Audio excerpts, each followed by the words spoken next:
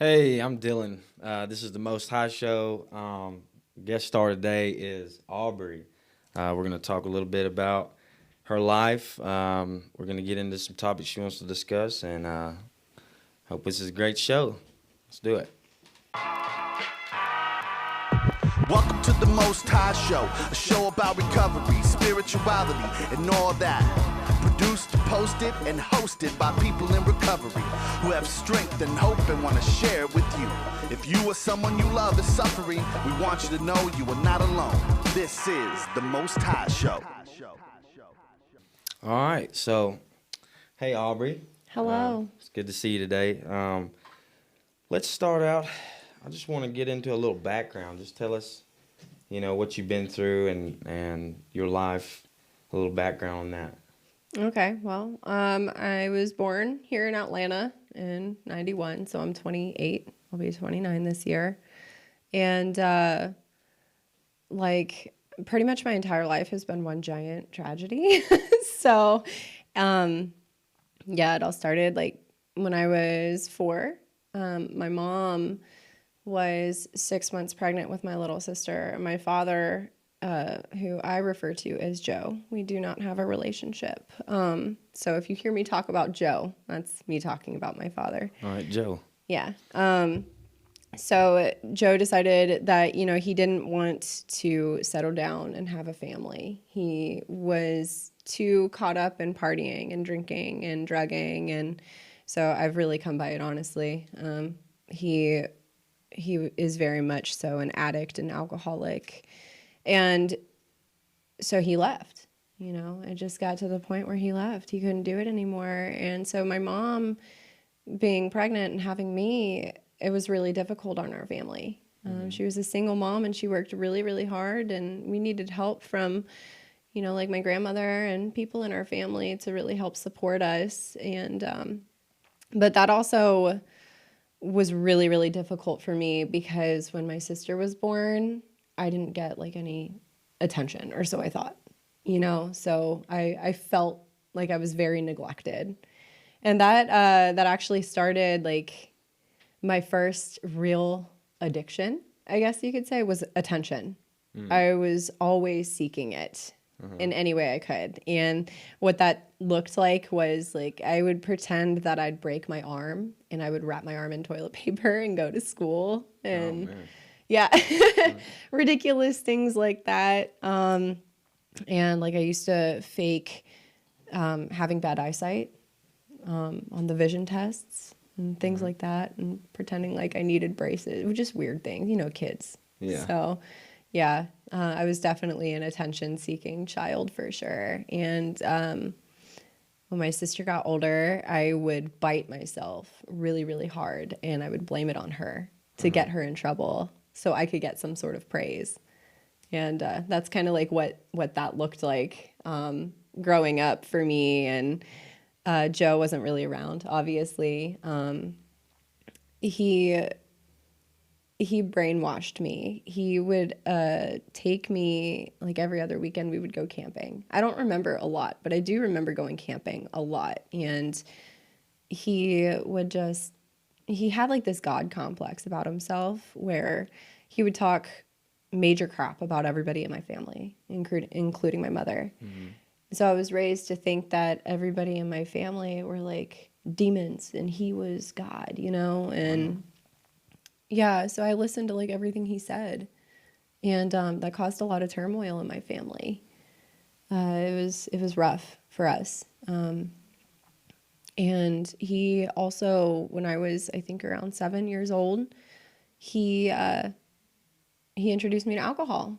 I got drunk for the first time at 7, and one of his favorite things to do was to sit on the couch and watch NASCAR and have me fetch him Budweisers and, whatever else. And one day he told me that he wanted to show me how to make his orange juice, and which was a screwdriver.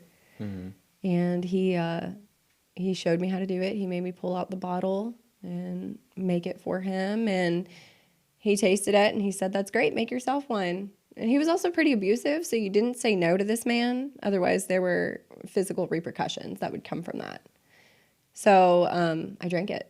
And I remember hating how it tasted, but something about like the warmth.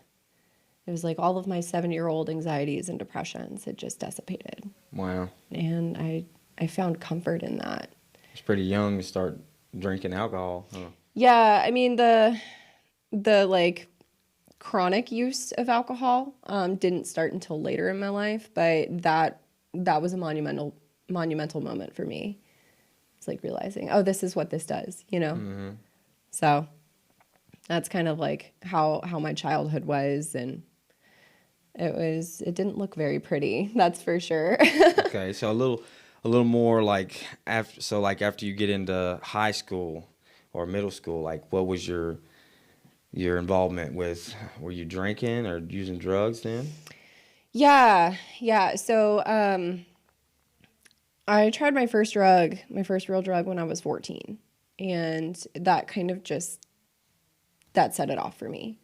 I went through some sexual abuse as well, and so it was pretty much whatever I could get my hands on to like not feel.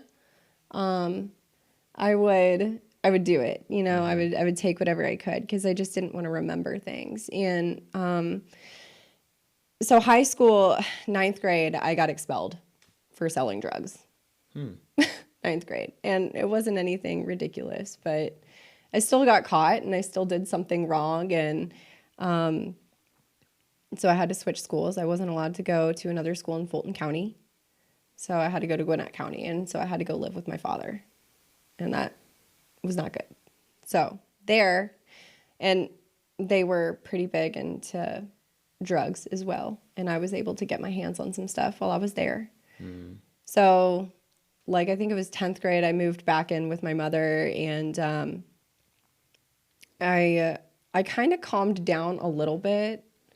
I mean, I would sneak beers from their fridge or whatever and drink it and like hide the cans under my sister's bed to try to get her in trouble, and things like that. But I also dated this guy for a long time, and he was like pretty straight edge with stuff. He like was not about drinking, was not about using. And this is like the first time in my life where I'm like, oh my God, I'm loved, you know, let me do everything you say. And that became mentally and emotionally abusive pretty quickly too. But the heavy drug use didn't start until after high school. That was when I turned 18. I didn't have to listen to my parents anymore.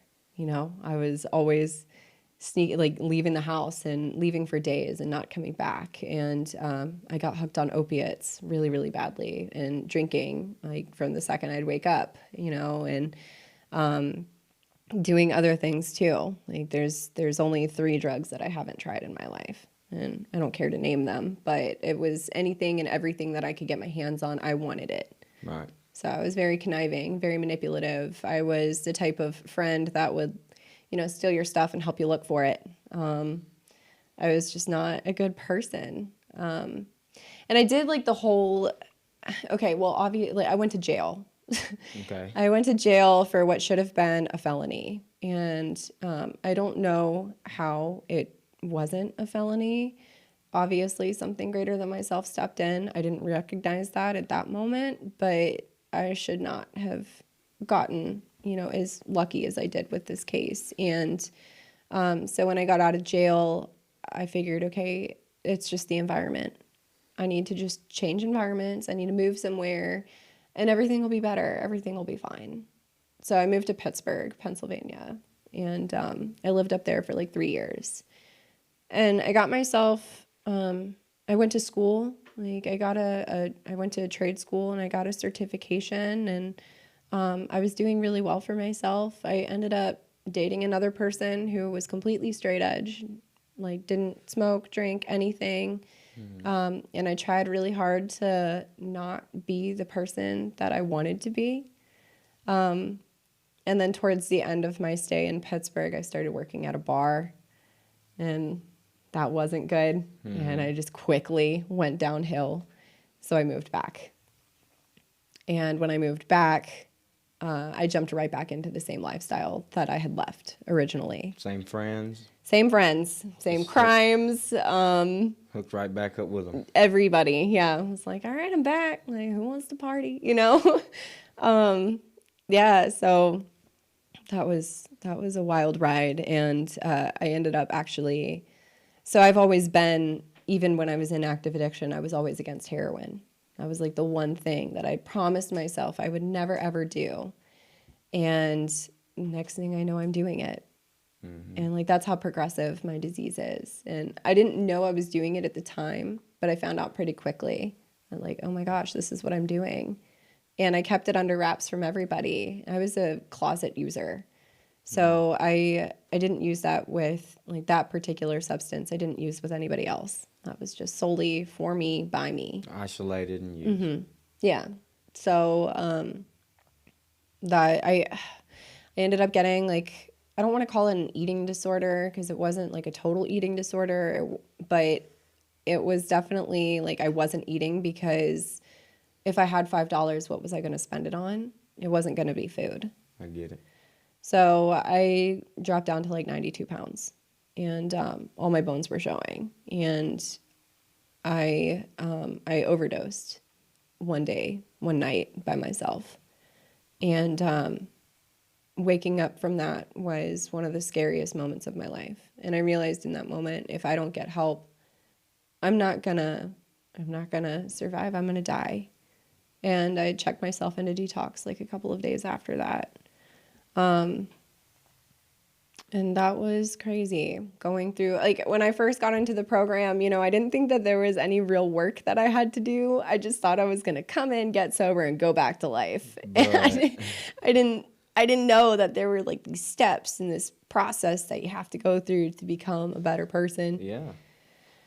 I fought that really hard. And when I saw like the G word written everywhere. God. Yeah. I was like, no, this is not for me. I am not about this. This is not going to work. And that was difficult for me to kind of like. You just had never had a spiritual influence growing up? No, I mean, my mom, she tried really hard to instate some sort of belief system in us. Like she would take us to like Buddhist temples, and then she would take us to like a Christian church, and then my sister, she let her go do her Mormon thing for a while. Kind of like, let you figure it out on your own. Yeah. So Okay. she always tried, but my belief was, why should I believe in something that doesn't believe in me?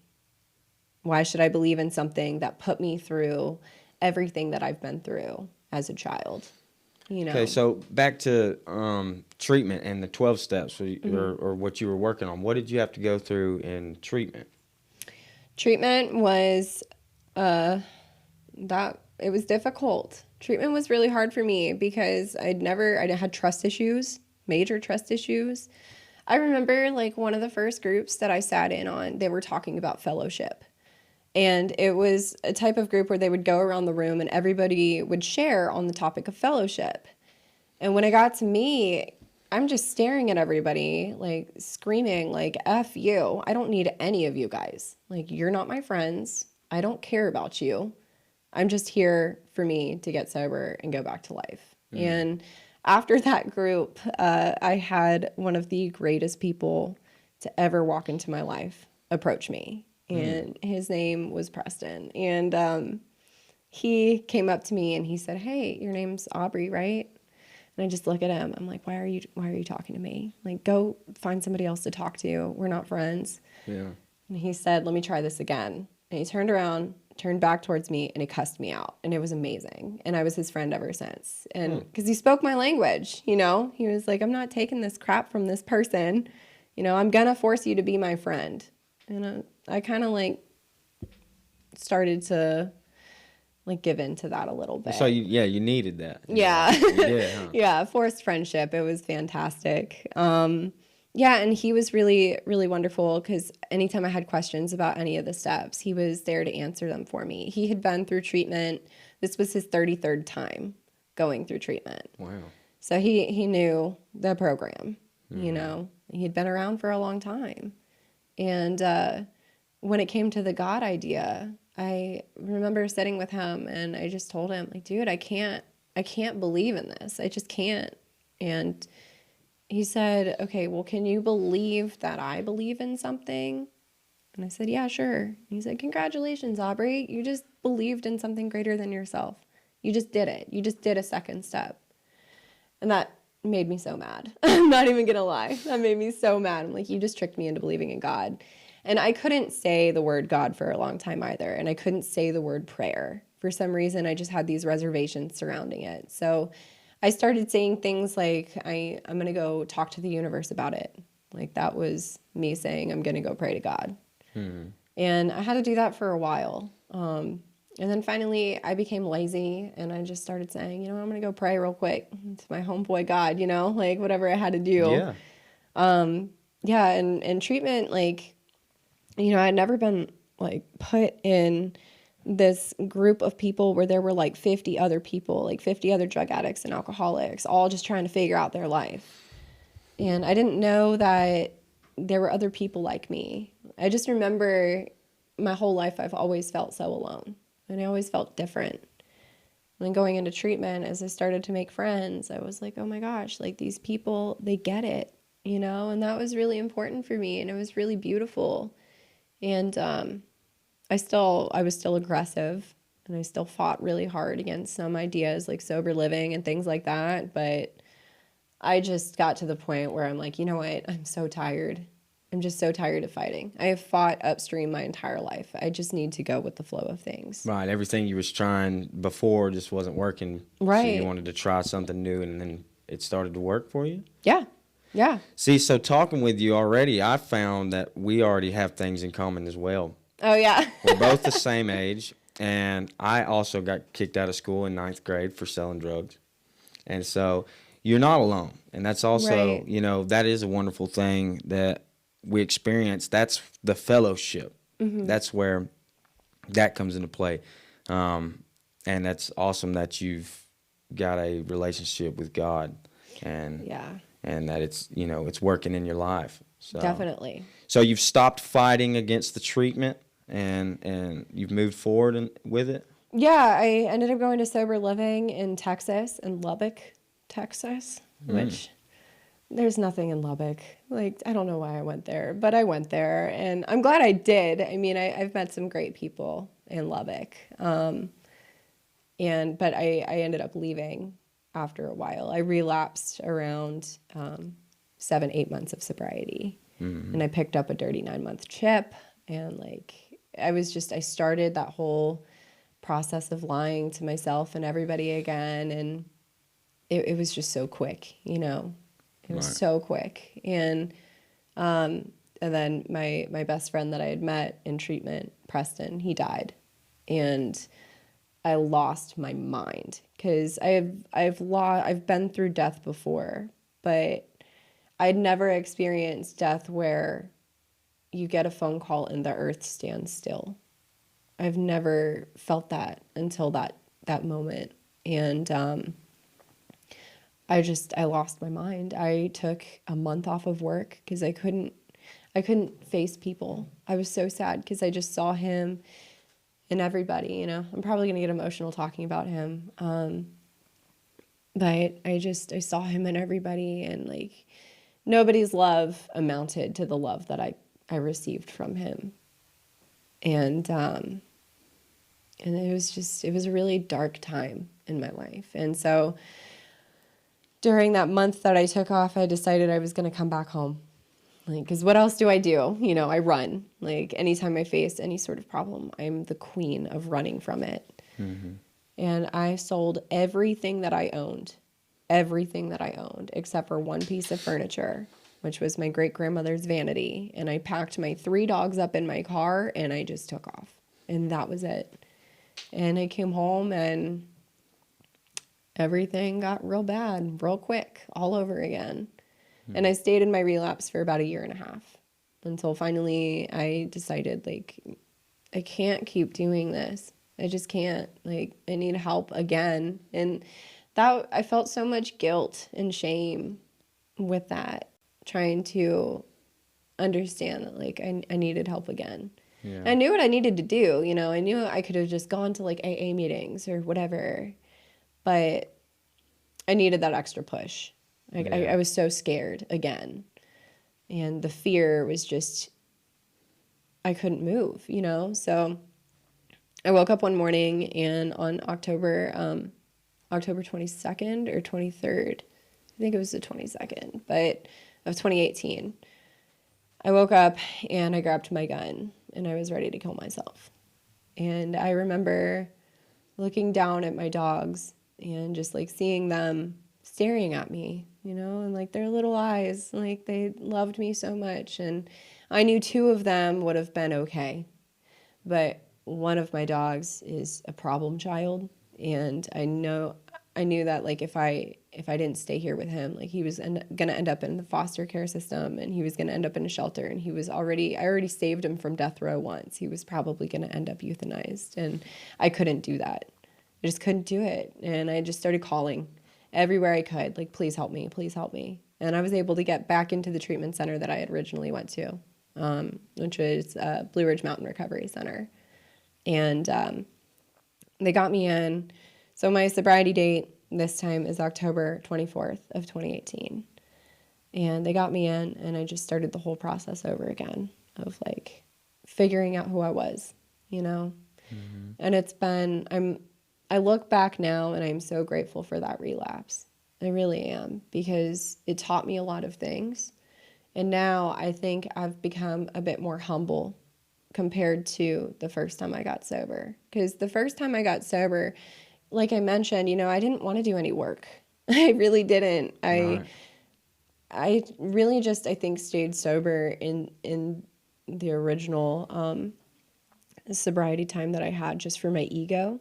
Like, you all said I couldn't do it, so here I am doing it. It was, you know, that's still sick thinking, as to where this time looks very different for me, because I want this. I want this so bad, and I know that my life depends on it, and I don't think I have another chance.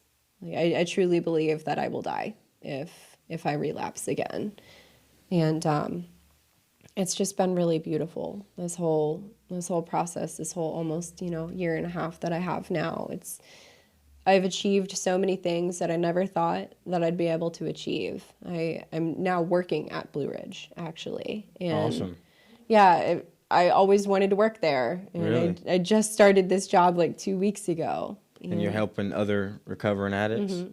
That's an Yeah. awesome thing, because now you're sympathetic to them, and what you've been through can help them. It's always good to give back. That's awesome. Yeah. That's awesome. Yeah. So let's talk about some the emotional recovery. Okay? Oh gosh. There's sobriety. Let's talk about that for a second. So tell me a little bit about it. So emotional sobriety, you know, I think that's like a very fundamental part of recovery. The dictionary definition of emotional sobriety is being able to confront a negative emotion and learn how to cope with it. And I never, first of all, thought that confronting an emotion was a real thing until I got sober. And okay. I obviously didn't have very good coping skills either. So now it's like with emotional sobriety, it's, you know, there's always going to be things that are going to happen that are really uncomfortable. Like, you're going to always have to deal with loneliness and depression and anxiety and, you know, like that morbid reflection. Like, that's always going to kind of happen, I think, anyways. For me, it has. And so now it's, one of the things I've learned is when those feelings pop up, where I'm feeling uncomfortable, I have to sit in it for a second. I have to sit in the feeling and understand why I'm feeling that way. Is it because I'm lonely? Is it because I'm depressed? Is it because I'm, you know, anxious? And if so, why? And I get down to the bottom of it. And I allow myself to feel it, because I've always masked how I felt with drugs and alcohol. As to where now, you know, it's like I've been blessed with being able to feel things. And that also means I have to feel the bad stuff too, unfortunately. And it's been a process, you know. It's like everything else, it requires practice. I I like to think that I have some good emotional sobriety today. But if something, you know, really terrible happens, I can't say how I'm going to react to it. But I just know that, like, breathing into the emotions and feeling it for exactly what it is. Like, I have to remind myself, I'm probably feeling this way because I'm supposed to feel this way. Right. And that was a lesson that I had to learn a couple of months ago with something. It's supposed to make me uncomfortable. Yeah. So I just have to understand that. Like, nobody wants to feel that. But, you know, sobriety and recovery, as much as it is about the great times, it's also about the dark times too. Right. So learning how to handle your emotions is key to keeping yourself in check, right? So that you Yeah. don't want to slip back into using drugs. Something bad happens for your emotions. If you're not Yeah. sober with your emotions, then you know you might backslide, relapse. It's greater chances of it, right? Yeah. So yeah, that's a really awesome thing. You've learned to deal with your emotions and cope with them, because a lot of people in recovery, something bad happens. That's what causes them to backslide. It's the number one thing, you know. Yeah, for sure. It's an awesome thing to learn. Yeah. So like, what kind of techniques or like, you know, tools have you learned or something to cope with? Say if you get angry or frustrated or something. You said breathe it out. Is that a? Yeah, breathing, meditation, obviously prayer. You know, I'll ask my higher power, like, remove this from me. That doesn't typically work immediately. For me, it doesn't. So, like, I'll sit quietly for a second. And if that doesn't work, I call another alcoholic or drug addict, obviously in recovery. But I'll call somebody else and I'll be like, hey, you know, this is what I'm going through. This is how I feel. Is this normal? I always find myself asking, is this normal? And everybody always tells me, yeah, dude, like, you're supposed to feel that way with this situation. So just talking about it, I really value my feelings today. And I know that, like, I'm not going to heal from something unless I talk about it. I've always been so good at bottling everything up. Right. And again, with the trust issues, you know, it's like I've never trusted anybody with my heart. And now that I've gotten sober and I'm a part of this beautiful fellowship, I trust so many people with it.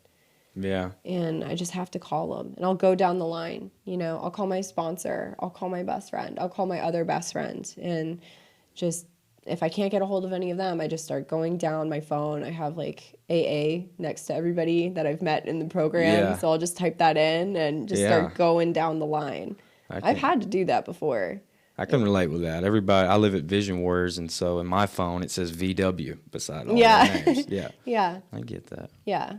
So, another thing, like what I would do, like if you know I start feeling down or depressed or something, I would try to remind myself how much it is I would lose. Do you ever feel that way? Yeah, man, for sure. A couple of months ago, back around the holidays.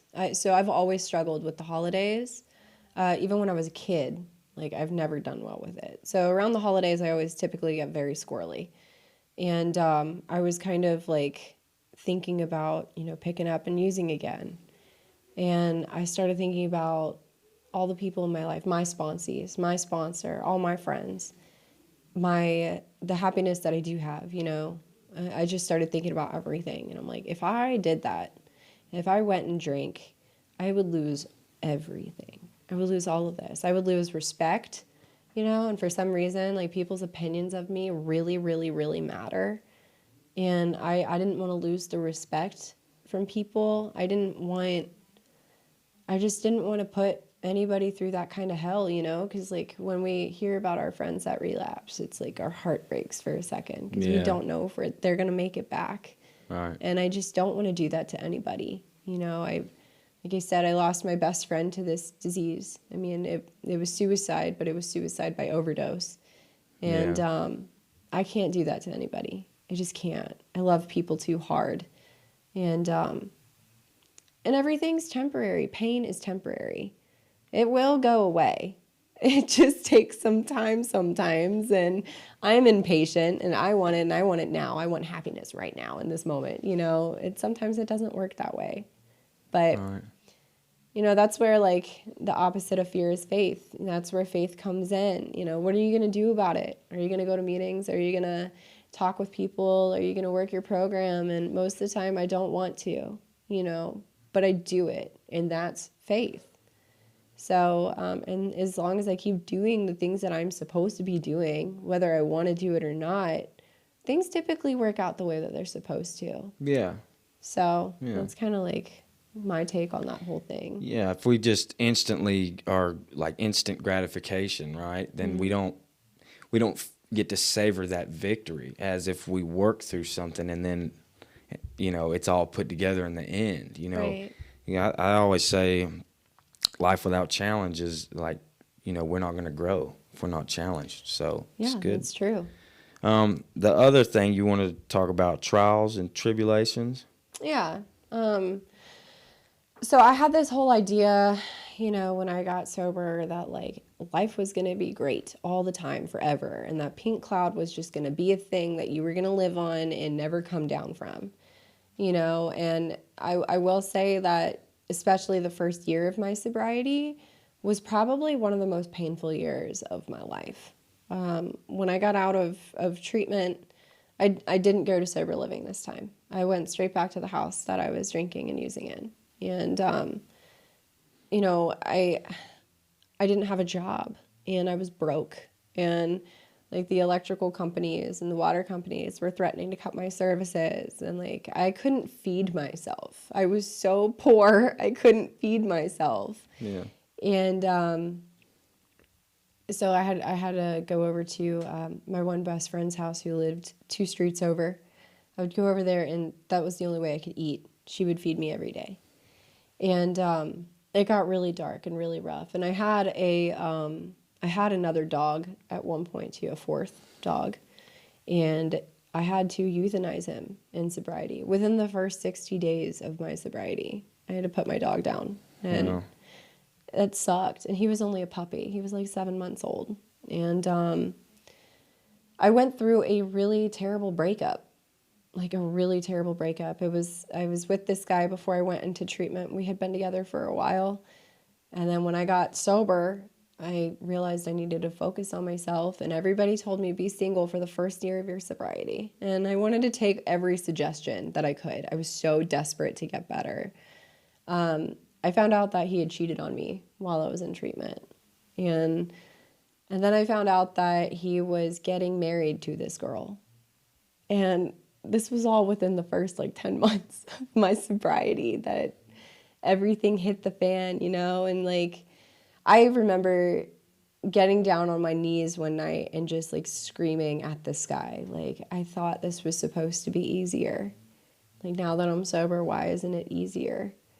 And I kind of mentioned that faith part a little bit, a couple minutes ago, and I just kept doing what I was supposed to be doing, talking to people, asking if it was normal to feel the way that I was feeling, go be around people even when I wanted to isolate, things like that. And my whole life, I hope to remain sober, but I have to remind myself all the time, stuff is gonna happen. Yeah. Things are gonna be painful.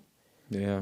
But that's the trials and tribulations. And yeah, we're not in control of everything, yeah. That goes back to the serenity prayer.